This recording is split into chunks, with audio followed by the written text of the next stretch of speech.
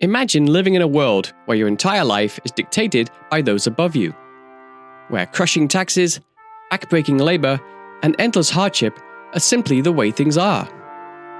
But what happens when the people decide they've had enough? When anger boils over and an entire nation teeters on the edge of rebellion? This isn't just a story of kings and nobles.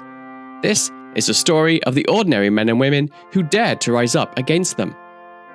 The year is 1381, and the Peasants' Revolt is about to shake England to its core.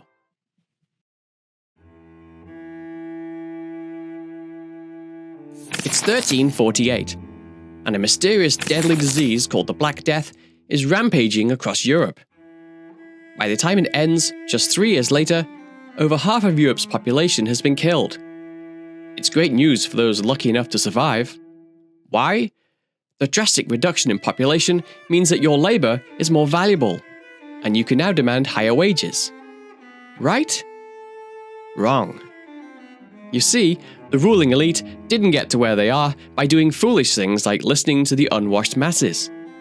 Look at it from their point of view.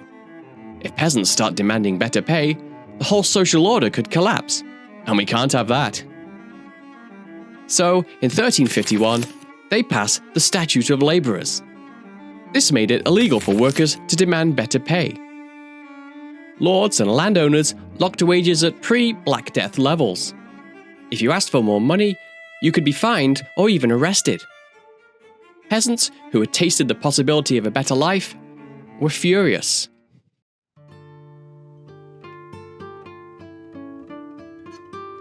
But then it gets worse.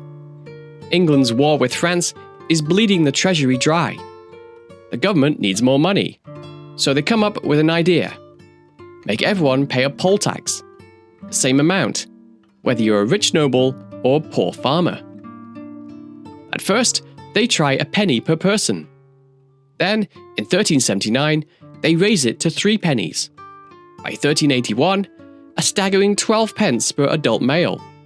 That's a week's wages for some people. And then the tax collectors get greedy. Enter John Bampton, a tax official with a reputation for getting what he wants. He rides into Brentwood, Essex, demanding payment. But the villagers refuse. So he does what any good taxman would do. He calls in the soldiers. Big mistake. The people of Essex erupt. They drive Bampton and his men out of town. Word spreads like wildfire. Soon, villagers across England rise up, attacking tax collectors, storming manors, and refusing to be bled dry. A rebellion is forming. And at its head, a man named Wat Tyler. Tyler isn't just angry, he's smart. He rallies thousands of peasants and leads them straight to London. Their demands? No more poll tax, no more corrupt officials. And while we're at it, let's abolish serfdom entirely.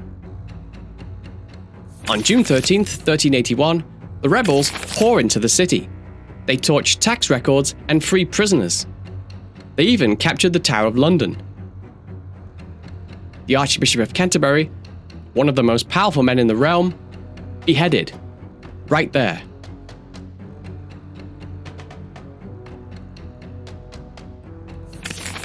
Two days later, Tyler meets King Richard II at Smithfield. Now, Tyler knows he has the upper hand. He's got an army behind him, and if the king plays this wrong, London will burn. Richard knows it too. So, the teenage king nods, listens, and shockingly, agrees. Serfdom? Gone. Fair wages? Granted. Corrupt officials?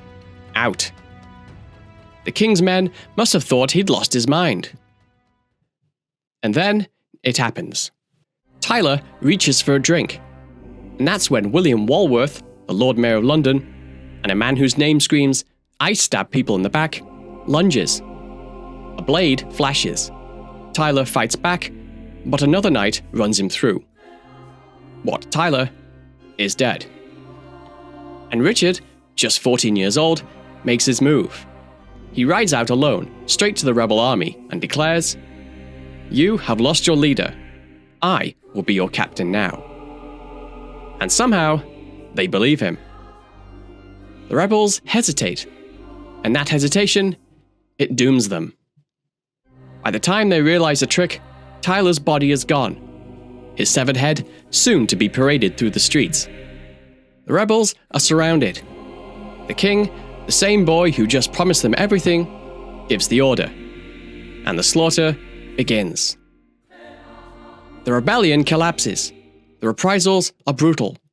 Hundreds of peasants are hanged, and Richard, now smug and victorious, delivers his final verdict. Rustics you were, and rustics you are still.